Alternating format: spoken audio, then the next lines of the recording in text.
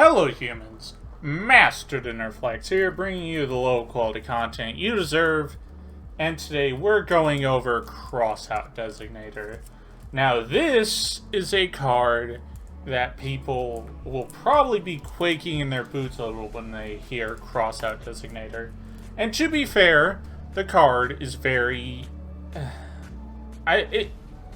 I can't say it's not toxic, because it does have some pretty degenerate interactions, mostly around the hand traps, but this card I do think is a little different from Called by the Grave, because Called by the Grave, at least the problem with Called by the Grave is its only true interaction is preventing hand traps, which is toxic. And yes, Crossout Designator does it as well, but it achieves it in such a different way that you not only have to deck build to do so, but in addition, you also can prevent Crossout Designator from being super effective depending on how you deck build. Now that sounds a little strange, but I'm going to give you some examples. Now, when the OCG first got this, what combo decks did is they just played one of all the hand traps. All the hand traps their deck would struggle against. So it's like, they put in one Nibiru, one Ash Blossom, one Ghost Spell, one Effect Veiler, one Impermanence. And what they basically did is, if my opponent tries to catch me off guard with one of these cards, my Crossout Designator can negate any one of these, and my combo gets to go off. So it's Called by the Grave that also that can move around even to hand traps that I wouldn't be able to negate with Called by. Now, how this quickly turned on itself is the moment combo decks started doing this, the decks trying to beat these combo decks had a massive mutation in response to Crossout Designator. And instead of going like 3 Nibiru, 3 Maxi, 3 Ash Blossom, 3 instead, they did something completely different. They instead took effectively the idea of, instead of playing 3 of all the hand traps I want to play, I'm going to reduce the number of the same hand traps. So instead of 3 Nibiru, 2 or 1. Instead of 3 Ash, 2 or 1. Ghost Spell, 1. Effect Veiler, 2 or 1. And like, instead of just maxing out on the ones they wanted to play, they instead lowered them as much as possible. But in those same slots, play different named hand traps, such as Ghost Ogre, Skullmeister, DD Crow, Ghost Mourner, and Moonlit Chill, just like all these different types of hand traps instead. So what had to happen is these combo decks were not ready to adjust to this mutation, because now they could stop an Ash Blossom because they're still going to obviously play it and Crossout can stop it. But if you get hit with the Ghost Mourner, you didn't prepare for that Ghost Mourner being in your main deck, so you can't stop it, and it like ruins your combo. But you also, in order to adjust to this new mutation, you effectively had to main deck every single hand trap in the game at 1 copy, and none of the combo decks were capable of doing it. So it effectively worked as a Called by the Grave until players truly decided, no, it's not. And that's why I am a little more okay with Crossout than I am with Called by. I still don't like the existence of either. I think Called by should be banned, and I think we should keep Crossout Designator a little bit, but the moment they want to hit it, it also just needs to be straight up banned, because this being at 1 would be more toxic than Called by the Grave, honestly. And I'll explain why soon. But basically, because of how you have to deck build either for it or against it, it consistently makes the game adapt. It forces deck building to change almost on a regular basis. Because the idea of like 3, 3, 3, 3, 3 doesn't really work anymore. And this goes above hand traps. As crazy as it sounds, this problem goes above hand traps, and it goes for even more generic cards. Because you might not realize this, but Crossout Designator does not say declare one monster name. It says declare one card name. Nothing is preventing you from negating cards that just exist. Oh, here, let's give a good example. You're going first, and you're playing like a back row deck. You set like 2 or 3, and one of them is Crossout Designator, and then your opponent goes into their turn, and they activate Feather Duster.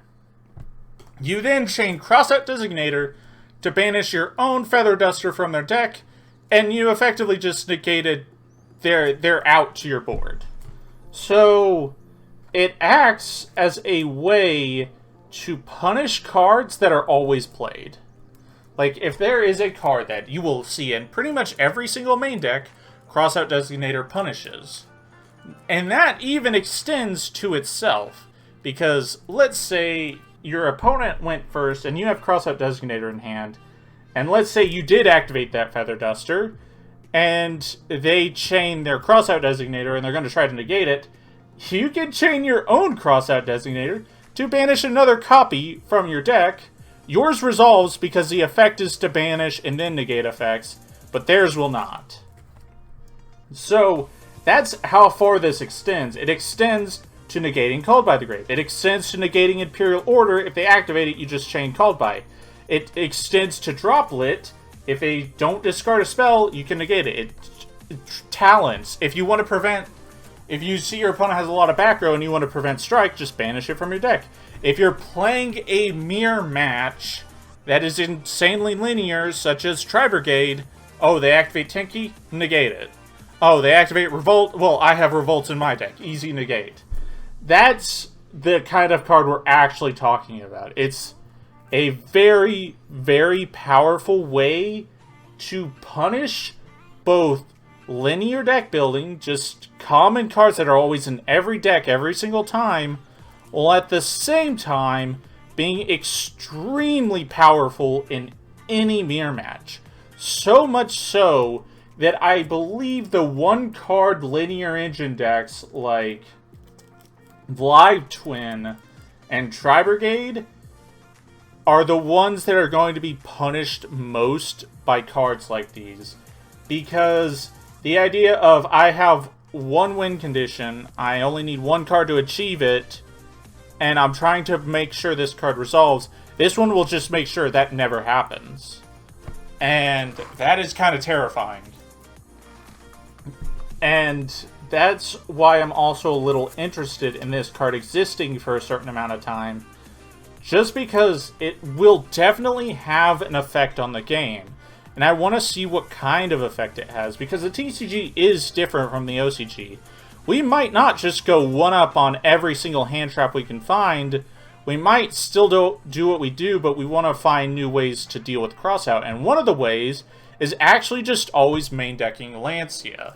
Lancia, so because Crossout needs to banish by effect, if you chain Lancia to the Crossout, it will not resolve. And in Lancia, we have seen multiple times before that it has been a very, very powerful and oppressive hand trap in formats.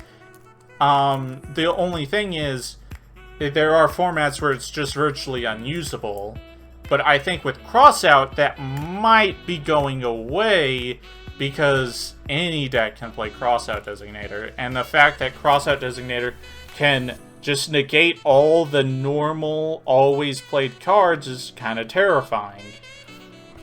Now, another thing about Crossout is it also interacts very strange with the side deck. And that is, if you want to not run into certain side deck cards, you can pull them out from your own side deck game 2 and 3, like as one-ofs, just to add effectively layers of negation that you wouldn't have normally, while at the same time just adding side deck cards game 2 and 3. Like, oh, you're going first game 2 and 3, I'm going to put in a Lightning Storm or an Evenly Matched if I'm establishing a lot of cards on board, just because that means any Crossout Designator just negates my opponent's side deck. And it doesn't really matter that which part you put in, because as long as they remain in the main deck, you'll negate either part.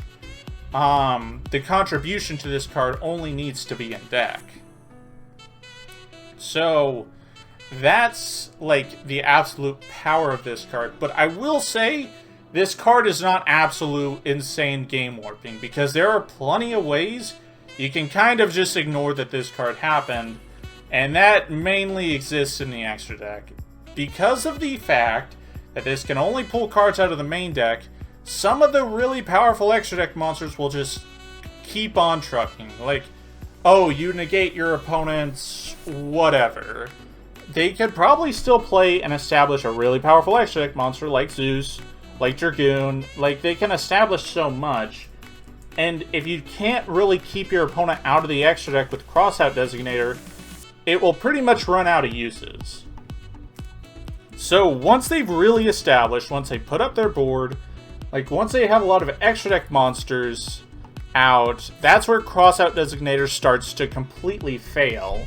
Because now Crossout Designator can only really negate the excess cards that you can't know are there. Like, if your opponent has Savage Herald and they like Ash Blossom you, Crossout Designator can negate that, but like the actual problems you're trying to deal with just won't interact with. And that's where the actual weakness of this card comes in, is that it is not flawless. As a matter of fact, its biggest flaw is going to be one of its toughest struggles, is that the moment the extra deck actually starts getting introduced in the duel is where this card is, the power level of this card is going to plummet very fast.